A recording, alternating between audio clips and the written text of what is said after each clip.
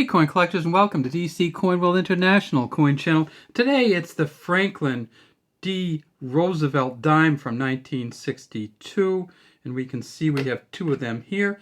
And the front one may be very expensive or may be worth quite a bit. The back one you can see is just used a general circulation one. And the way to figure out whether the front one's worth quite a bit is to kind of figure out in a sense where it came from. And if we can do that, then we'll have a better idea. Now, these come in three different varieties. I guess that's how you could put it. They come in a Philadelphia circulating or business strike coin, a Denver circulating or business strike coin, and a proof set coin that it has, again, it's from Philadelphia. And the proof set coin has a different finish on it.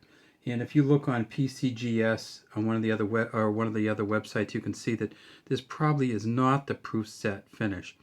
It has some really nice patina on there, doesn't it? That's the kind of stuff on there. If we look at it, oops, if they don't jump off the edge there. If we look at it, tip it up, we see that it has a couple little chunks here, and that's what happens at the mint when they hit each other. Not too many scratches here. 1962 it says here. Right next to that is a J and an S, and that's for John Sinnock, who was the engraver of these coins when they first came out in 1946, the year after President Roosevelt died. Here it says, "In God We Trust." Here it says Liberty, and the Liberty is actually pretty good. It looked almost at first like there's a little bit of doubling, and there may be, but I don't believe there's enough doubling here for it to be worth anything, and there are not a lot of reports of doubled ones. So the hair looks good, the eyes look good. If we tip this coin up on its edge, we immediately remember that in 1962 these were all silver dimes. So this is worth a minimum of $3 because it has almost $3 worth of silver in it. And then if we get onto the back, we see that it says United States of America. We have an oak branch over here with an acorn. We have a olive branch over here, and there's two olives on it. Now we should be able to see two acorns also, and this acorn isn't look that great, does it? It looks okay. This one looks pretty good. And then we want to look over at the bands on the torch, because there's a torch in the center. It has these bands on it that go across, and then you want to look at the lines that go down. Essentially, they want to know it's a full bands version. We see a little dent in there. We see the pretty good separation from the bands here. Okay separation from the bands here. Another little dent there. Across the middle here, it says E pluribus unum. And there's a dot between the E in the pluribus and the S in the pluribus and the U in the unum. If we tip it up like this, we see that it's not as defined as we'd like it to be for a really good coin, but it still may be worth quite a bit. These coins, if you can get up to a MS 67 plus or an MS 68, you're talking $2,000 to $3,000.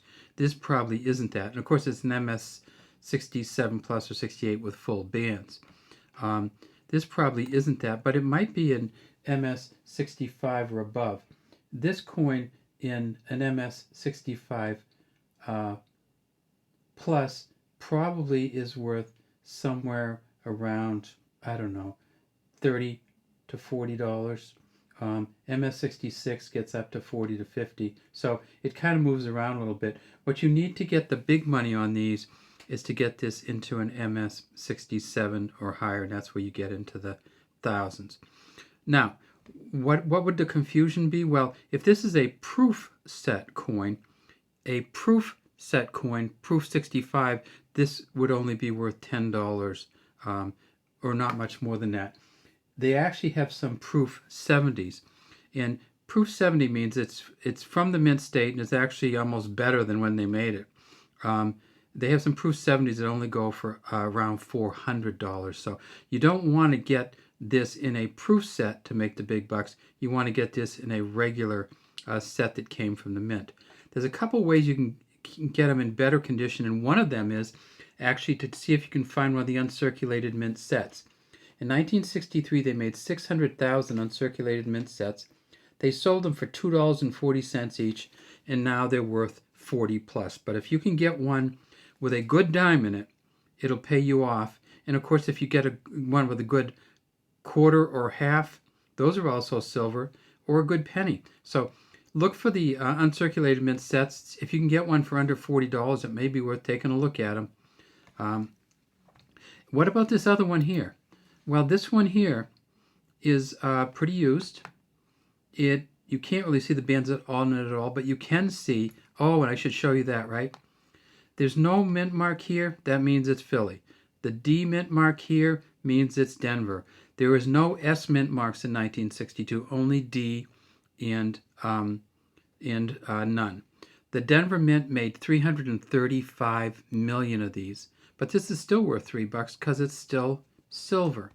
The Philadelphia Mint, on the other hand, only made about 76 million, so they made about almost 4.5 times as many at Denver as Philly. And it turns out that it's kind of funny because the Philadelphia Mint ones are the ones that may be worth 2,000 to 3,000. But if we look at the Denver Mint and get up to a MS67 plus, it's worth about 2,000 also. So either one of them, if you get into the 67s, you're starting to get into the thousands. All right, that's all we have today from DC Coinwell International Coin Channel. We'd love to have you subscribe to our channel. Leave any comments you have in the comments section.